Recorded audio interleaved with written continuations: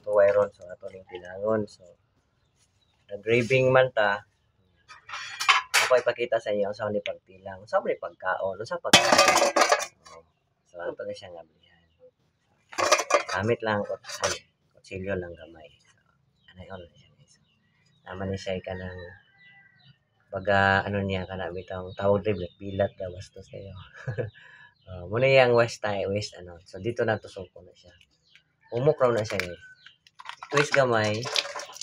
Sway gamay. Abli na. Diba? Abli na.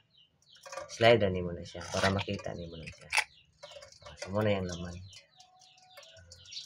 Para makuha ni mo na, naon na mo na siya.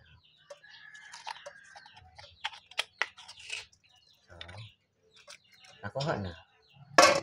Muna na yung resulta guys. Pinana siya magpagtilang. So na-miss man ako ang pagtilang. The same time, nag-graving man ko. So mag-adobo taan ni karon.